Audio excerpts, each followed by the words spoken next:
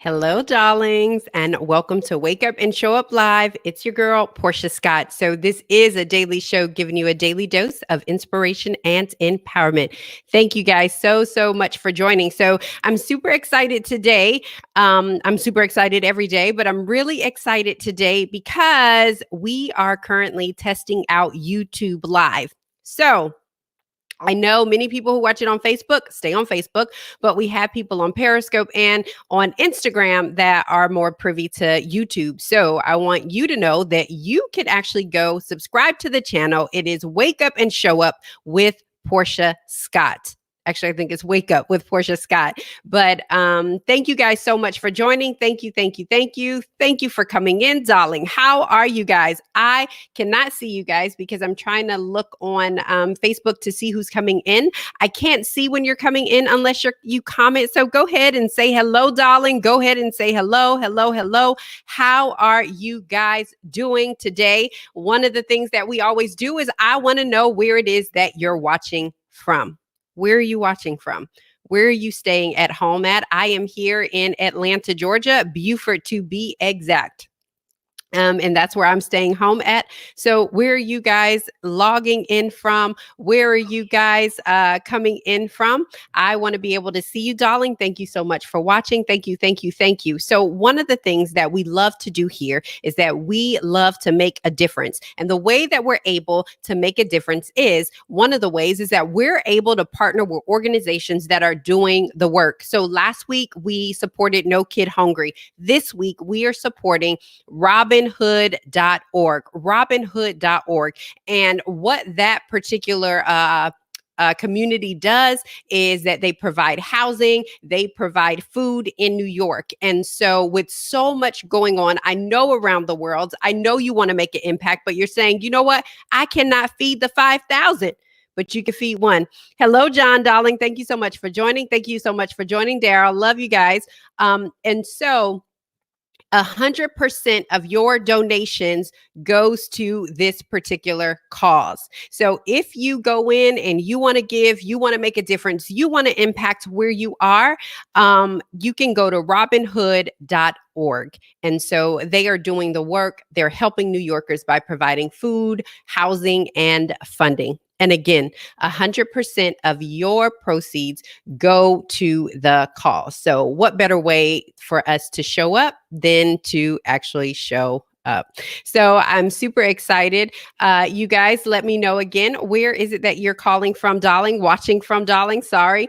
And so we're super excited. So one of the things that I shared at the beginning is that we are on Facebook Live. We're on Facebook Live, literally right now. We're on Facebook Live. We're on YouTube Live. We're on Periscope. And so if you are on Facebook, I want you to go follow the Portia Scott page so that you know what's going on.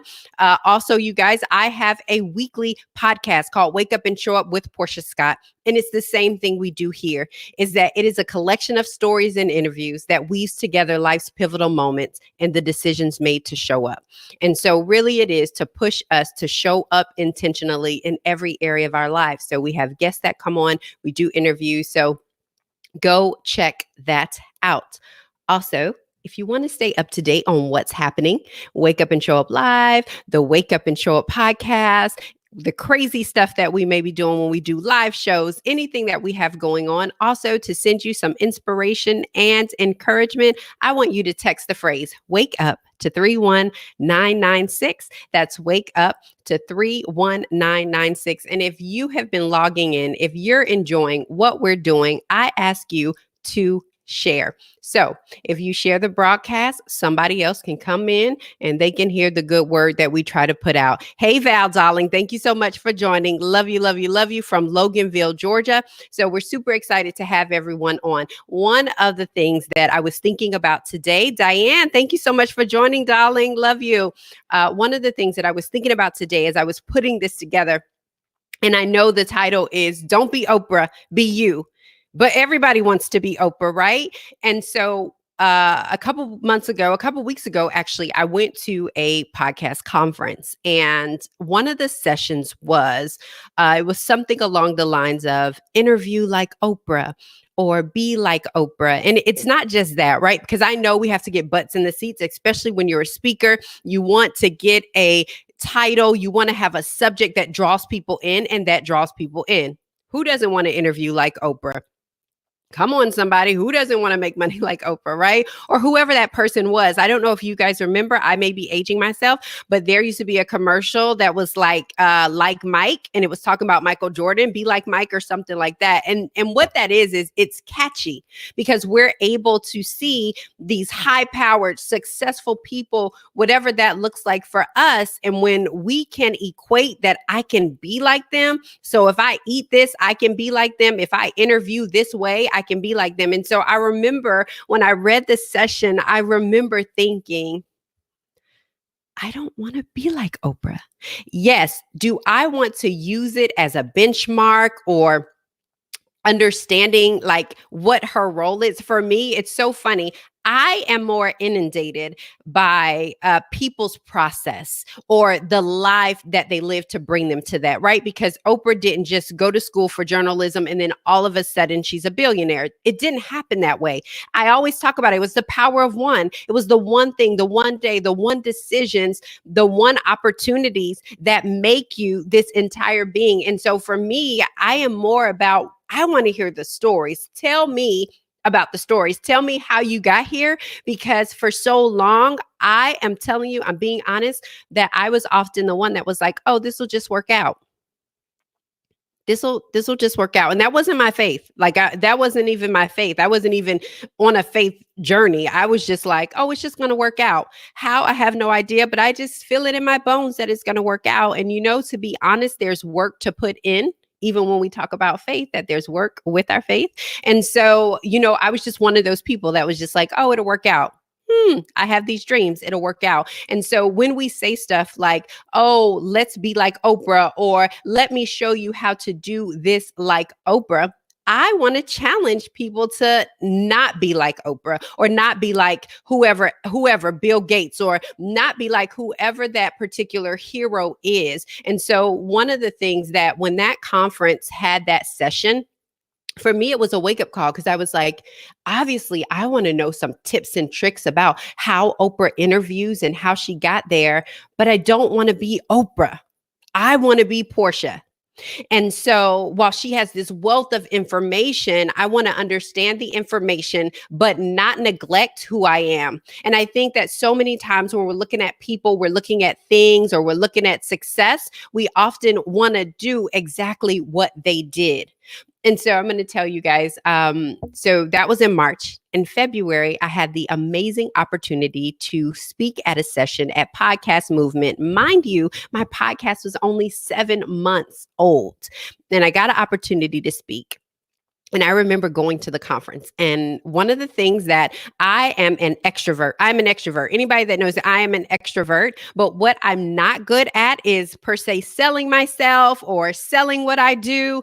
It was much easier when I was at a company because it didn't feel like I was selling me. It felt like, oh, I was just selling, whatever they were. And I believed in what they were doing. And it was easy because it wasn't connected to me personally.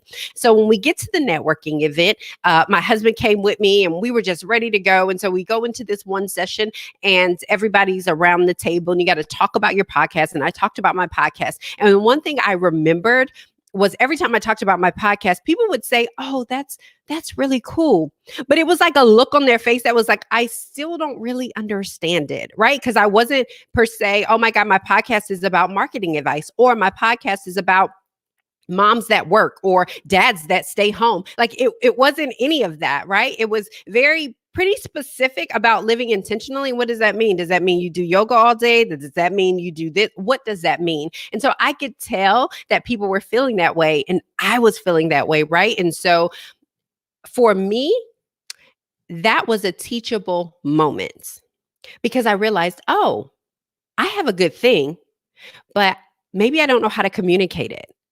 And so I think it's so important, and this isn't even a marketing thing, but I think it's so important that we understand who we are. Because I could only imagine in that moment what it would have been like if I was trying to be Oprah.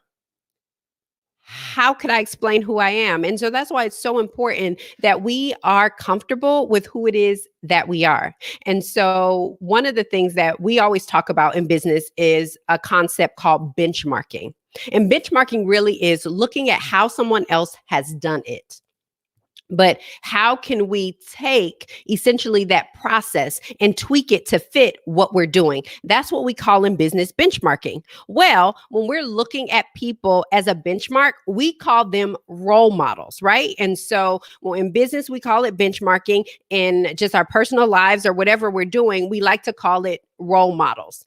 And the reason for benchmarking is so that you don't recreate the wheel. You know how many YouTube videos I looked at and stuff like that before I started my podcast? So I'm so grateful for people who have gone before me and people that I listen to.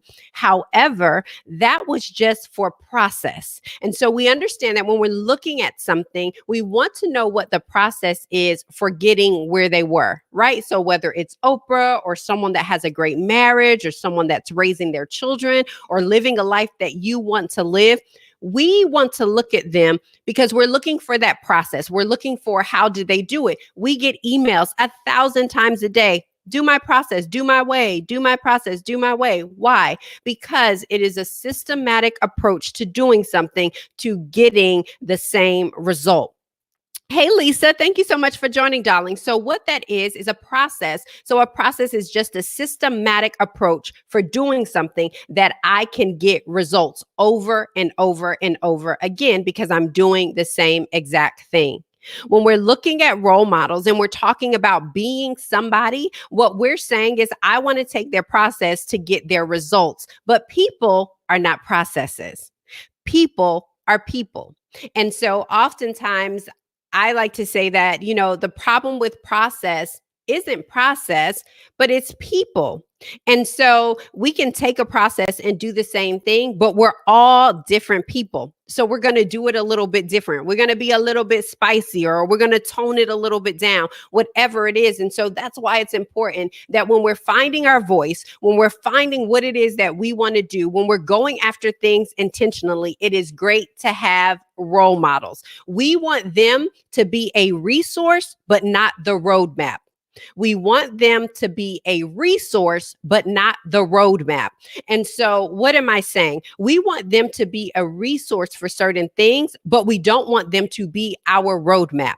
So when anyone asks you, hey, how do you get to such and such? And I know we have GPS now. And so even if you look at GPS and you put in to get from Beaufort to Orlando, right? It's going to take me according to the things that I put in, tolls or no tolls, shortest distance or less miles. And so that's going to change on everybody's GPS. The process is still pretty much the same. Getting in my car, loading everything up, putting it in the GPS, and I may get there before or after somebody, but the process is pretty much the same. But when I'm only going off of somebody else's roadmap, then what happens is the detours, the red lights, the green lights, the opportunities that were there for me, if I only follow exactly what they did, I miss that.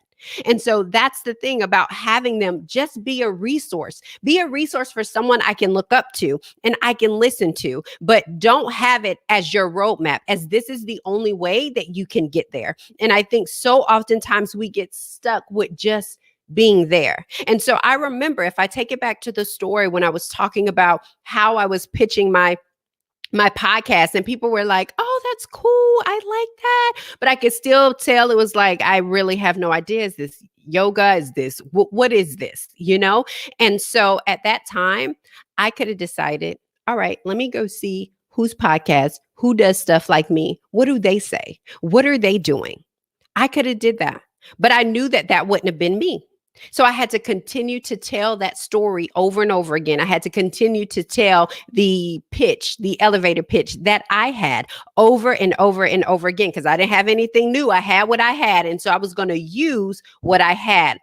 But in March, when I went to the other podcast conference, I was more clear about what it was. So when I say it's a collection of stories and interviews that weaves together life's pivotal moments, we can all talk about that. This is great. I can't follow a roadmap anyway. Causes me confusion. Yes, Diane. Thank you so much, darling.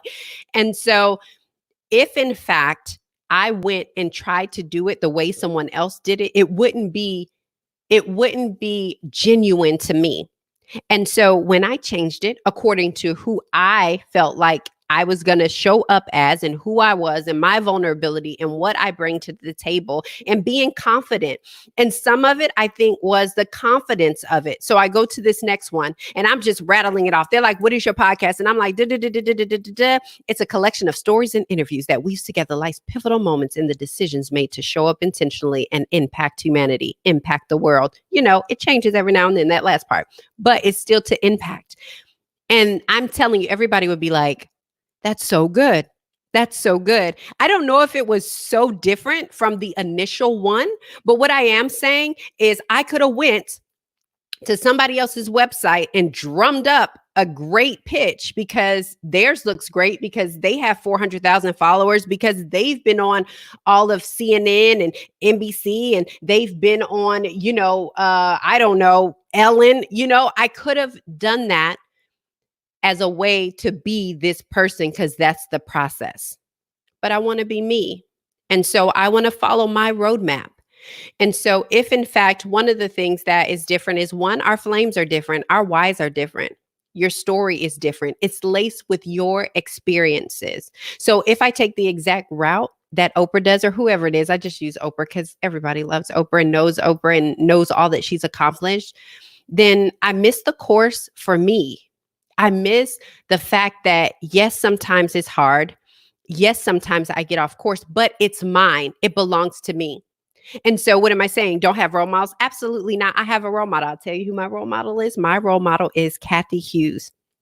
She's an African-American woman who owned Radio One, and she is amazing. And the stuff that she did it as a single mom. She got pregnant very early. That part isn't my story. But what the story is telling me is that one, role models should expose us. They should show us something different and they should show me that it's possible. And when I hear her story and I think, wow, I think she grew up in like the 50s and 60s. And I'm like, and she had a son and, all of these things that were against her. And so looking at her, it shows me that it's possible. So if Oprah is your role model, let it be so that she can expose you, so she can show you something different and also show you that it's possible. That's the reason for role models, not to be them. Hello, Mary. Thank you so much for joining, darling.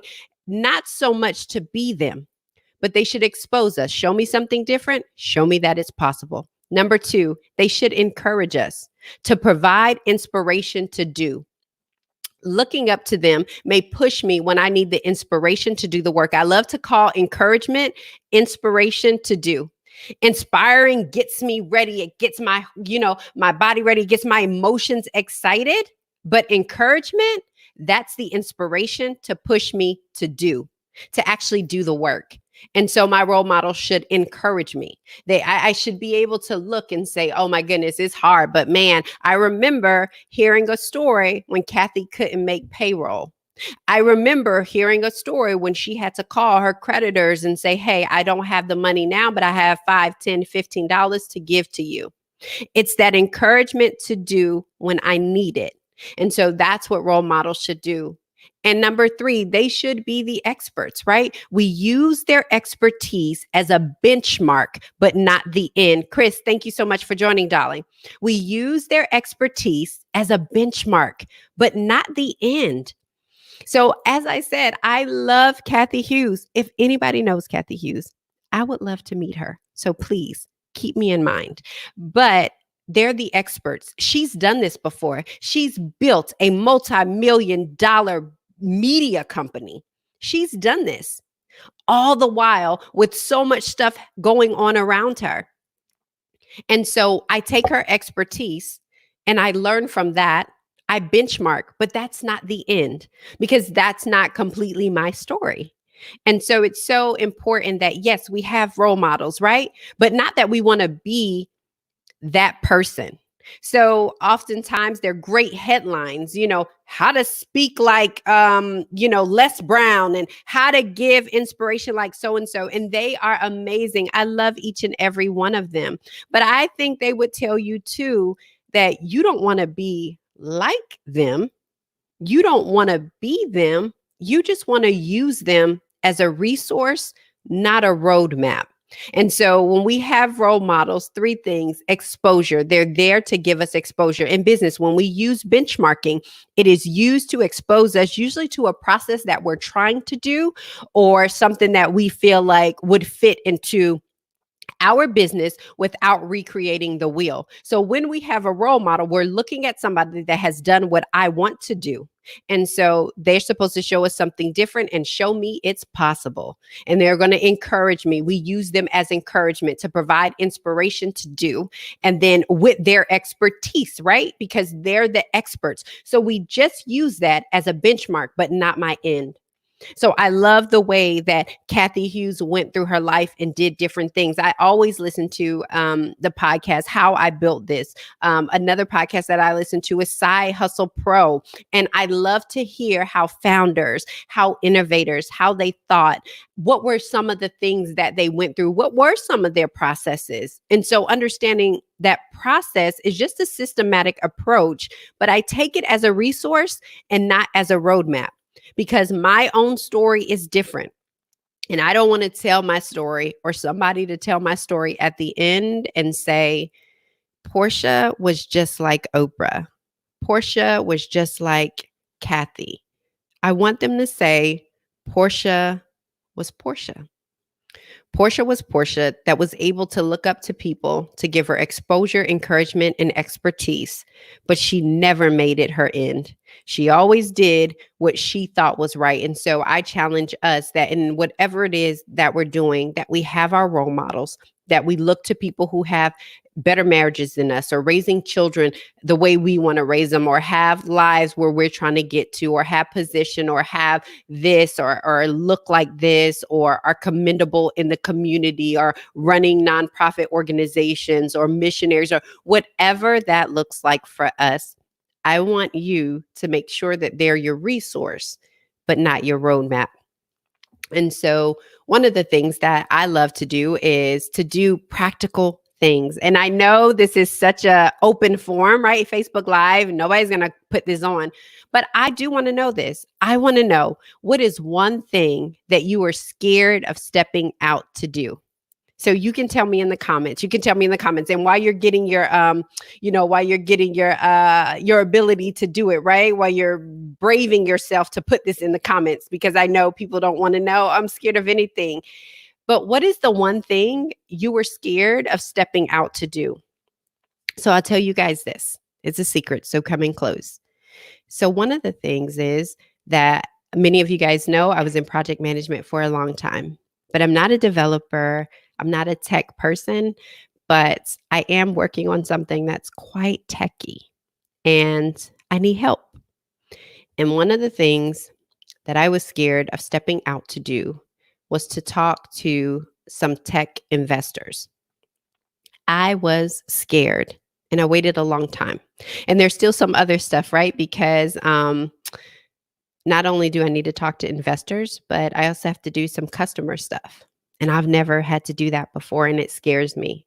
But I will tell you that I was able to reach out to two investors that I had been looking at. I was scared.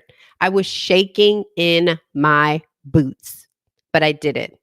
And so I ask you, what is one thing that you're scared of stepping out to do? David, thank you so much for joining, darling. And if you did this one thing, one word, if you did this one thing in one word, what would it feel like? So I told you I was super scared to step out and to email these people, because it seems like, whoa, they're so high in the hemisphere. But listen, they're just resources. They're not my roadmap. I'm going to do this the way that I am, and I'm going to bring all of me to the table. You get all or none. And so I did. I reached out to them, and the one word that I felt was free. I felt free because I was no longer just looking at somebody as a role model and feeling like, oh, I don't fit the bill or I can't reach out to them.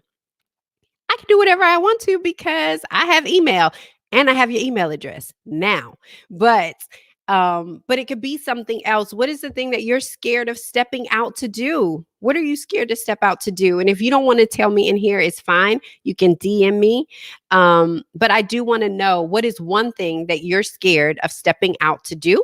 And then if you did this one thing in one word, what would it feel like? What would it feel like to you? Like, honestly, if you could go and you've been adding value to your company, the company you work for, and maybe not now because we're all going through kind of everything going on with COVID-19, but what are you scared to step out to do? And then what would that feeling feel like? Whether you're saying, you know what? I know I'm adding value. And so maybe after all this goes down, I'm going to go in and I'm going to ask for that raise that I deserve or that promotion that I deserve. Or maybe for you, you're saying, you know what? I want to step up and I've always wanted to cook. And so, you know what? I don't have a cook. I don't have a restaurant to go to, but I'm going to turn on my Facebook Live and I'm going to cook for you and I'm going to show you my recipes. Or maybe it's, I've always wanted to write this thing, but I've always been scared of who's going to listen every day. Every day I go live. And the numbers are not like, oh my God, there's 1 million people listening to her. I go live every day. Why? One, because that's my why and I love to do it. But I keep stepping out. I keep stepping out. And the one word that I feel is freedom. It's freedom. Freedom in knowing that I'm doing what I want to do. Freedom in knowing that I have control to do what it is that I want to do. And so I ask you that, what is it that you are afraid of stepping out of? So thank you guys so much. It has been 28 minutes and I try not to keep you long. So thank you guys so much for joining. Thank you, thank you, thank you. It has been incredible. As always, if you want to keep up with what is going on here, what we're doing, I ask that you text the phrase "wake up" to 31996. Wake up to 31996. Also, share the broadcast if you enjoyed it. And if you want to tell me what you're scared about stepping out to do it. Send me a DM. One of the things I've been going back and forth about is because I know I'm a part of a lot of groups. And I didn't want to just create a group, but I think in some of these questions, having a group, having that small intimate gathering, people would answer the questions more and kind of do the work. These are things thought provoking that get us to show up, that get us to intentionally do stuff. So I told you guys what I was scared of, and I ain't afraid that you guys know all my business. But I want to say thank you so much just coming on, because you could be listening to anything else because there's so much out there and so much information. As always, I love to say that give yourself grace. Give yourself grace. Yesterday, we talked about a group of people that's super duper excited and ready to go for their goals and their dreams and their visions. And then we talked about that group that waking up is literally the best that they can give at this time. And we love you both. So one of the things I read yesterday, and I'll leave you with this again because I think it's so powerful, but it says only those who risk going too far can possibly find out how far one can go. T.S. Eliot. Thank you so much, Kim. Love you, darling. Thank you for joining. Only those who risk going too far can possibly find out how far one can go. T.S. Eliot. And as always, we end every single show with this declaration. Waking up is automatic. Showing up is intentional. Today, I will show up. I will talk to you later, darlings. Same bat time, same bat channel tomorrow. Take care. Bye-bye.